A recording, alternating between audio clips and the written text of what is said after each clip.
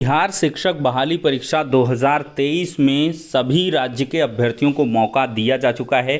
कब तक आवेदन का मौका है? बाहरी राज्य के छात्र किस श्रेणी में आवेदन करेंगे? बेस्ट बुक फॉर बीपीएससी क्या है? बीएड और डीएलएड में किसको मौका मिलेगा? परीक्षा का पाठ्यक्रम क्या है?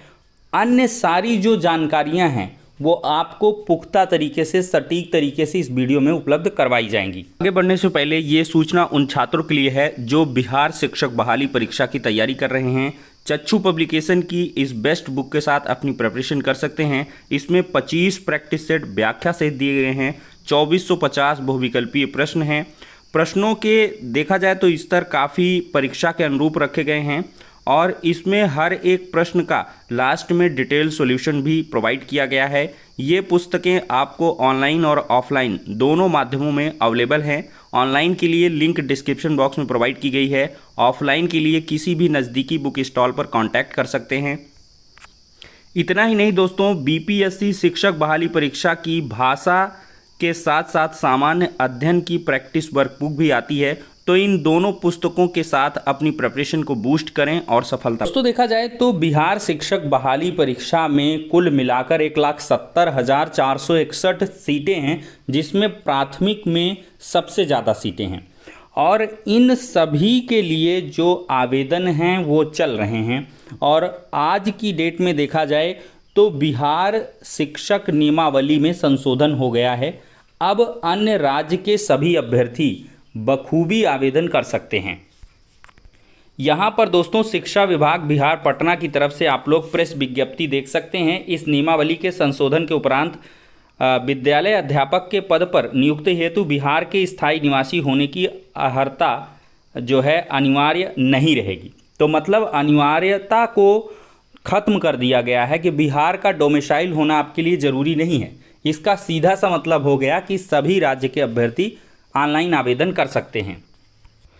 अब दोस्तों हम सबसे पहले आवेदन की बात करेंगे तो बिहार पब्लिक सर्विस कमीशन यानी कि बीपीएससी टीचर रिक्रूटमेंट की तरफ से नोटिफिकेशन आया हुआ है और आप लोग जो ऑनलाइन आवेदन हैं वो 15 जून से 17 जुलाई के मध्य कर सकते हैं। तो अभी 12 जुलाई तक, तो 12 जुलाई तक में बहुत ज़्यादा समय है। 12 जुलाई अभी पूरा, जून आपके लिए थोड़ा सा समय देगा और जुलाई पूरा 12 दिन पड़ा हुआ है। तो इत्मीनान से कायदे से आप लोग आवेदन कर सकते हैं और जो एग्ज़ाम फी आप जमा करेंगे वो 12 जुलाई तक है और एग्ज़ाम डेट भी इसकी अनाउंस्ड हो चुकी हैं। उनकी मैं सेपरेट इन्फॉर्मेशन आपको आगे की वीडियो में उपलब्ध करा दूंगा। अगस्त लास्ट में आपके एग्ज़ाम हैं और ये एग्ज़ाम डेट दोस्तों बढ़ाए भी जा सकते हैं, क्योंकि अब क्या है, सभी राज्य के अभ्यर्थियों को मौका मिल गया है तो इसमें आवेदन की तिथि भी बढ़ाई जा सकती है और एग्ज़ाम डेट को थोड़ा सा और आगे शिफ्ट किया जा सकता है, जिससे कि अन्य सभी राज्य के अभ्यर्थियों को भी पर्याप्त समय जो पढ़ाई के लिए है वो मिल सके। क्योंकि जुलाई, अगस्त और सितंबर महीने तक ये एग्ज़ाम शिफ्ट हो सकते हैं, इनकी पॉसिबिलिटी है। लेकिन शिफ्ट नहीं भी होते हैं तो आपके लिए बेहतर अवसर है और आप अभी से, आज से ही लग जाएं। दोस्तों जनरल और ओबीसी को मात्र 750 रुपये इसमें आवेदन के लिए शुल्क देना होगा। लेकिन जो देखिए बिहार के हैं उनको तो जनरल, ओबीसी, एससी, एसटी से मतलब रखना होगा। लेकिन जो बिहार राज्य के बाहर के हैं, जैसे उत्तर प्रदेश के हो गया, मध्य प्रदेश के हो गया, झारखंड के हो गए, दिल्ली के हो गए, छत्तीसगढ़ के हो गए, जो भी आसपास के हैं, आजू बाजू के हैं, जो यहाँ पर इंटरेस्टेड हैं, चूँकि दिल्ली और कहीं कहीं अन्य अन्य राज्य के कितनी भी दूर के भी छात्र हों, उनको ये चाहिए कि हमें भारत में सर कहीं भी जॉब मिल जाए, हम करेंगे, तो बिल्कुल आप आवेदन कर सकते हैं। और एससी एसटी के लिए 200 है। लेकिन जो बिहार राज्य से अलग के छात्र हैं वो सिर्फ और सिर्फ जनरल से आवेदन करेंगे, मतलब उनको 750 रुपये आवेदन शुल्क देना होगा। ये सिर्फ जो व्यवस्था है एससी एसटी पीएच वाली, ये 200 रुपये, ये सिर्फ बिहार वालों के लिए है। और फीमेल कैंडिडेट्स जो बिहार का डोमिसाइल रखेंगे, ये सब खत्म ही हो गया है, तो फीमेल कैंडिडेट्स को 200 रुपये मिलेगा। ठीक है, तो मेरे हिसाब से फीमेल कैंडिडेट्स जो अदर स्टेट की भी होंगी उनको भी 200 रुपये आवेदन शुल्क देना पड़ सकता है। ठीक है, नहीं देना पड़ेगा तो सीधे जनरल कैटेगरी से फॉर्म भरें, 750 रुपये आवेदन शुल्क लगेगा। अब दोस्तों यहाँ पर देखा जाए तो 18 ईयर होना चाहिए प्राइमरी टीचर के लिए मिनिमम एज, और 21 ईयर होना चाहिए टीजीटी पीजीटी के लिए, और 37 साल होना चाहिए मैक्सिमम एज, 37 मेल के लिए और 40 फीमेल के लिए। तो प्राइमरी टीचर को हम ज़्यादा फोकस करेंगे। भाई इसमें अपर के लिए थोड़ा सा एस्टेट भी चाहिए, और एस्टेट का आयोजन भी अब सरकार कर सकती है, एस्टेट भी ला सकती है, और इसके बाद आपका जो है फिर नेक्स्ट फेज करवाए। क्योंकि यहाँ पर देखिए सब कुछ जो मामला है वो लोकसभा चुनाव को देखते हुए किया जा रहा है। लोकसभा का चुनाव है और उसको टारगेट में लेते हुए सभी राज्य के अभ्यर्थियों को आवेदन का मौका मिल रहा है, जिससे कि लोकसभा में चुनाव में इसका इम्पैक्ट पड़े।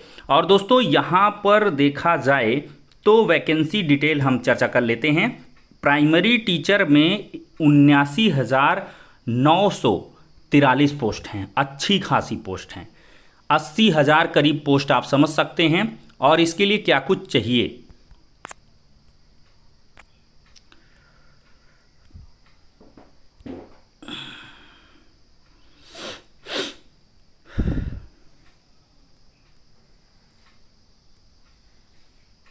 यहाँ पर दोस्तों देख सकते हैं 1,70,461 पोस्ट हैं।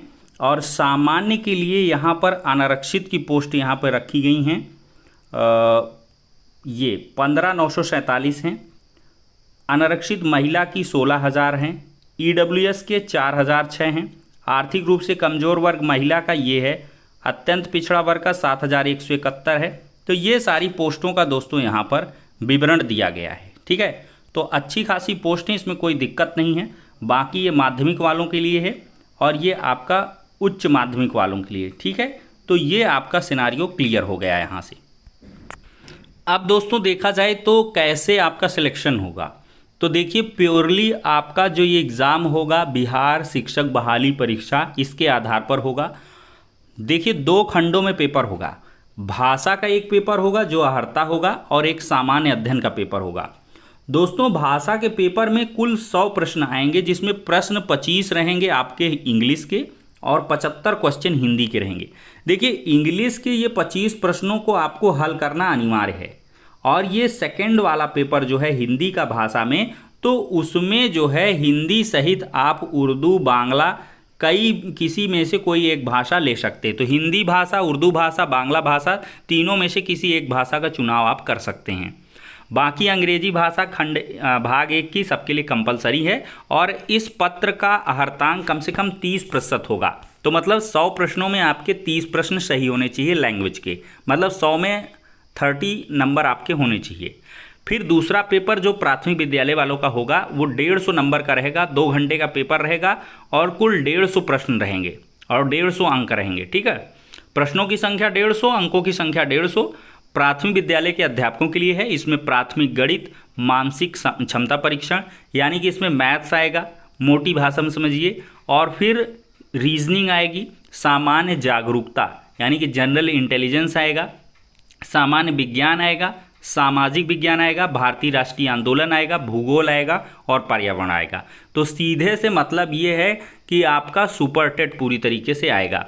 इसमें पेडागोजी का कहीं भी कोई मुद्दा नहीं रखा गया। पेडागोजी से आपको दूर रहना है।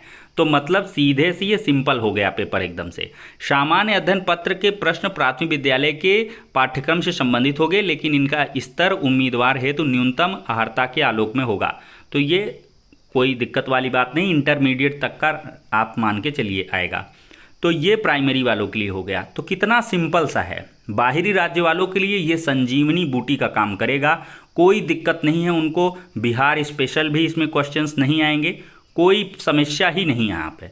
भाषा लैंग्वेज का दीजिए 100 नंबर का, और 150 नंबर आप इधर का दीजिए। 250 नंबर की परीक्षा है। 250 में आप कायदे से मार्क गेन करिए। 170, 175 का टारगेट, 180 का टारगेट रखिए, आराम से आपका सिलेक्शन हो जाएगा।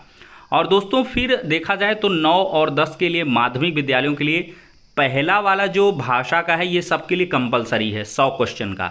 लेकिन जो दूसरा पेपर है इसमें 100 प्रश्न विषय के रहेंगे और 50 प्रश्न सामान्य अध्ययन के रहेंगे।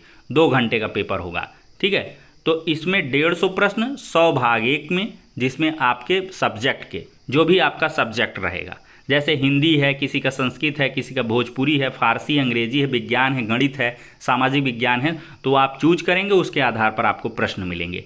फिर इसी तरीके से जो 11वीं 12वीं को पढ़ाएंगे उनको 100 प्रश्न अपने मतलब सब्जेक्ट के मिलेंगे, और 50 क्वेश्चन आपको जीके, जीएस, करंट अफेयर्स इस सब के मिल जाएंगे। तो ये है दोस्तों पूरा मामला। प्रश्न बहुविकल्पीय वस्तुनिष्ठ होंगे, प्रत्येक गलत उत्तर के लिए अंक की कटौती यानी कि माइनस मार्किंग है। कार्मिक और प्रशासन सुधार बिहार के संकल्प पत्र ये सब जो है उपरोक्त मेधा निर्धारण सामान्य वर्ग के लिए 40%, मतलब 40% आपको मार्क्स ओवरऑल लाना है। पिछड़ा वर्ग के लिए 36.5, जो अत्यंत पिछड़ा वर्ग है 34%, SC ST महिला निशक्त इन सब के लिए 32। लेकिन अदर स्टेट वाले ध्यान दें, उनको सामान्य के तहत अनारक्षित के तहत रखा जाएगा, तो उनको 40% अंक यहाँ पे लाना। और 40% कोई बड़ी बात नहीं है, 40% लाओगे तभी सिलेक्शन होगा, अन्यथा सिलेक्शन की आप जो है कुल मिला के परिकल्पना भी नहीं कर सकते हैं। तो ये दोस्तों पूरा कार्यक्रम है और इसके आधार पर आपको जुट जाना है।